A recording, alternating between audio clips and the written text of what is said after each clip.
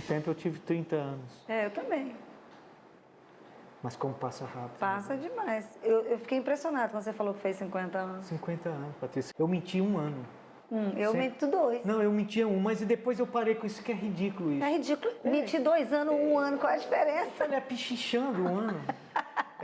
A Desi Gonçalves, ela falou, pô, eu tenho 98 anos, cara.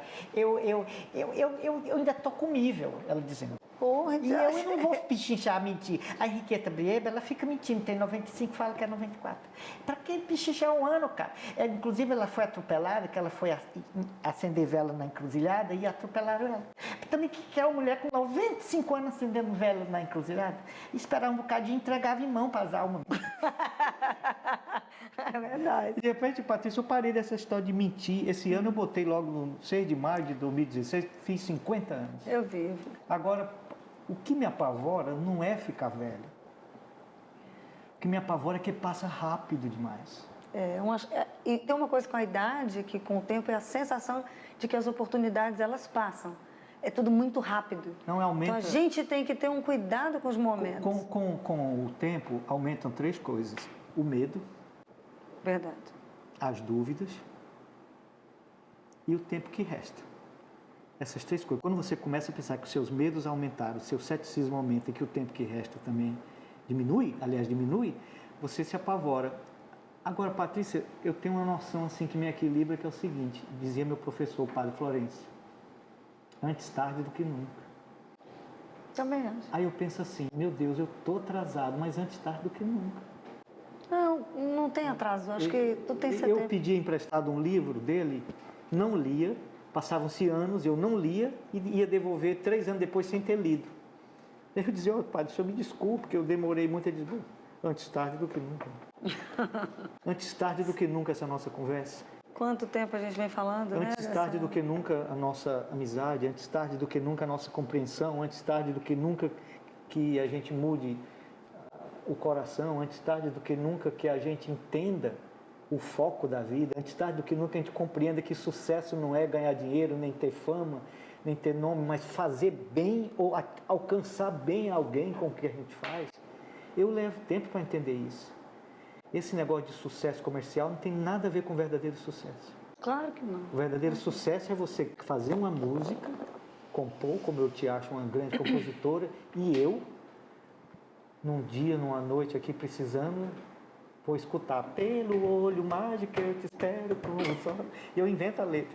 E esses dias o Rômulo Gomes, que é meu parceiro dessa música, botou na internet, eu mandei pra ti. Você, eu não prego os olhos na madrugada, olhos que esperam pra te ver, olhos, sonhos que me custam, os olhos da cara, sonhos que me custam, os olhos da cara. Fecho os olhos pra tentar te esquecer, mas tem um olho maior que a barriga quando penso em você. Vai dar tudo. Fecho os olhos pra tentar esquecer, mas tem um olho maior que a barriga quando penso em você. Patrícia, eu acho essa música uma obra-prima. Ela foi porque num disco você coloca muitas músicas, né? Então, assim, uma toca mais, 2 no máximo, e as outras ficam mais escondidas.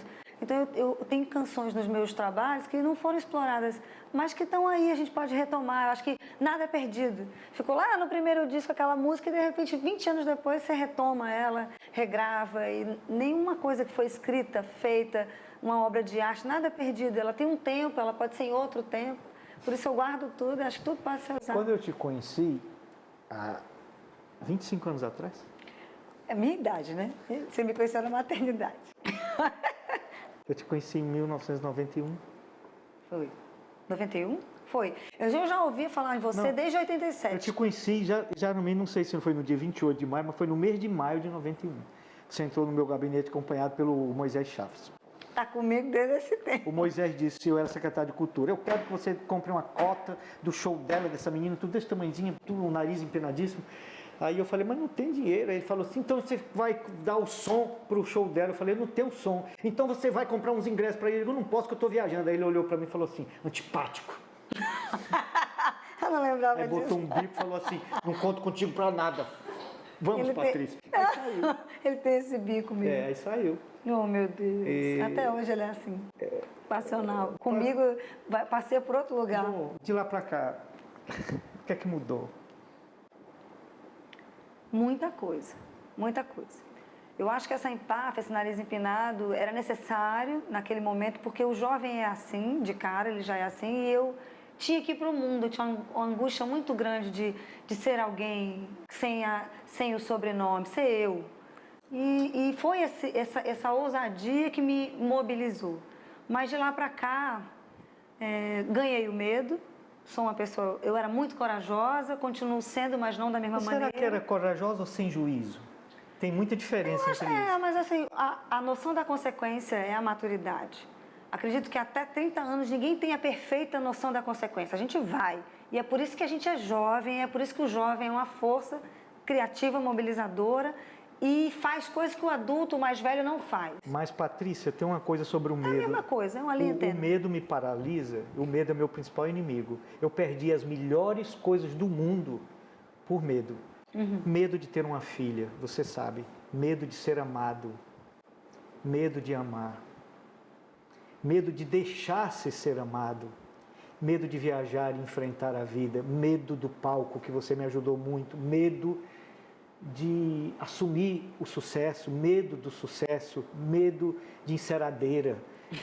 A Clara tem medo de galinha. Uma vez uma enceradeira correu atrás de mim, umas enceradeiras que medo de injeção, medo de avião, medo de elevador, medo da solidão, medo.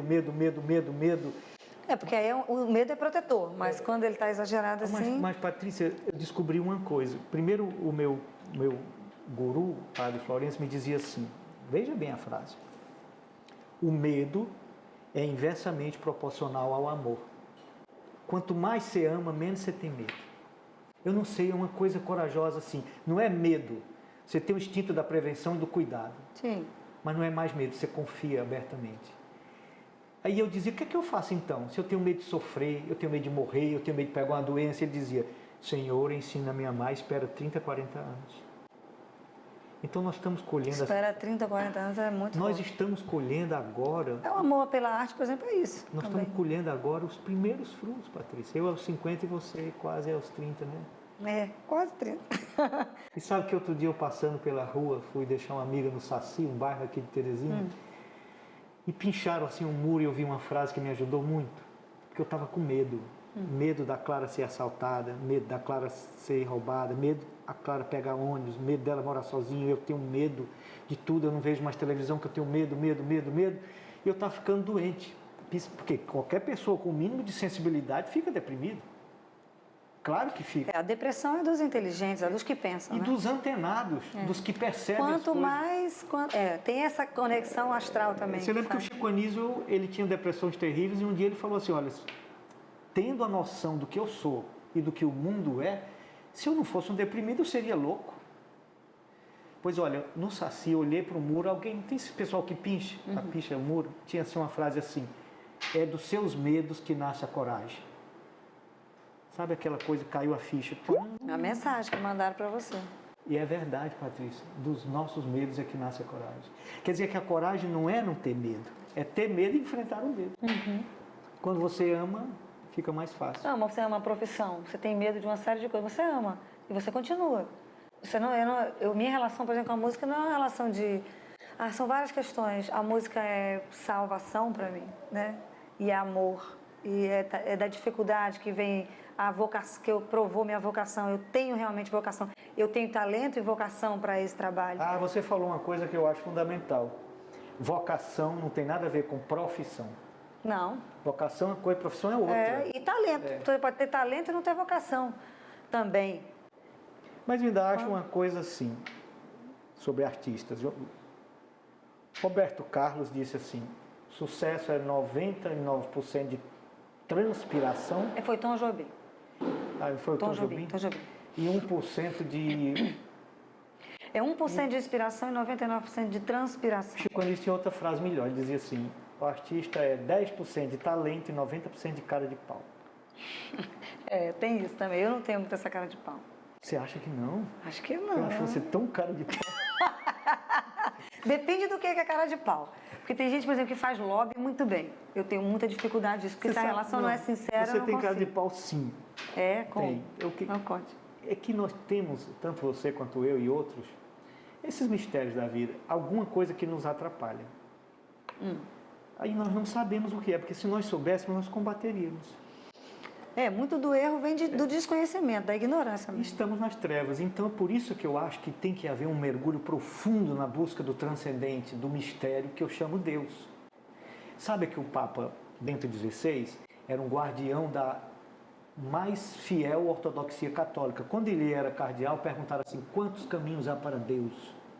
Eu pensei que ele ia dizer a Igreja Católica. Ele falou tantos quantos há pessoas. Maravilhoso. Vindo dele, que era um... Vindo dele. Que é um cara muito fechado. 7 bilhões de pessoas, são 7 bilhões de caminhos para Deus. Mas eu acredito nisso. E sabe o que eu botei no meu Twitter? Eu botei assim, Deus tem um tratamento personalizado para cada pessoa. Ao contrário do Itaú, que era um banco, prometeu e não cumpriu isso. Tratamento personalizado. Em 2 segundos estava um Twitter do Itaú. Senhor João Cláudio, em que podemos lhe servir? Que lindo.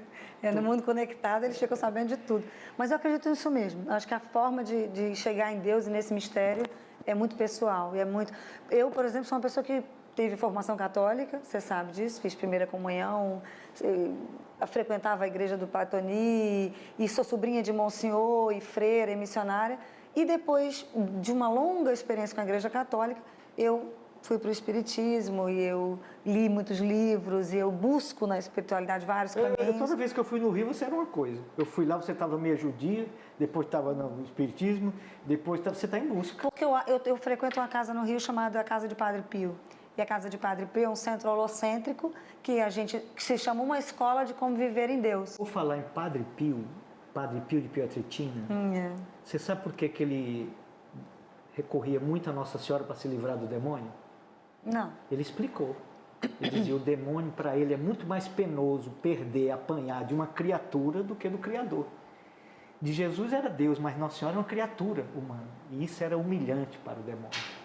Bonito, né? Eu adoro o Padre Pio. E essa casa, como eu estava te dizendo, é uma casa de um holocentro espiritual, onde a gente estuda a Kabbalah, onde a gente estuda o Evangelho segundo o Espiritismo, a Bíblia. A gente acha que há transcendência em todos os lugares e não se fecha numa coisa só. Pode, para algumas pessoas, parecer uma coisa muito dispersa, eu não consigo, eu tenho que me dedicar a uma linha só. Mas, para a minha cabeça de busca, essa confluência de informação espiritual me ajuda. Mas você sabe, Patrícia, que eu estava assistindo o Jô Soares ontem e vi o Maurício Matar. O Maurício Matar, tão espiritualizado, até a voz era diferente, a postura, cantando como ninguém, ele não era aquele cantor. Mas ele é um cara bacana. E um pouco a pouco, me deixando ver, no meio de tudo, um pouco de você. Cantando como ninguém, eu falei, poxa vida, a vida é para isso, para a gente ir melhorando, né? É só para isso. Mas tem uns que pioram, né? Vão ter que voltar, né? Você sabe que um dia eu dei entrevista para a revista Revestréis, eu falei assim... Eu vi essa entrevista. Eu falei assim, olha, o mundo piorou, mas eu melhorei. Aí as minhas empregadas falaram, meu Deus, ele ainda era pior do que isso. Você sabe quem é a pessoa... Essa é muito boa, essa sensação de melhorar. Mas você sabe quem é a gostosa. pessoa que pode saber o quanto eu fui pior? Você.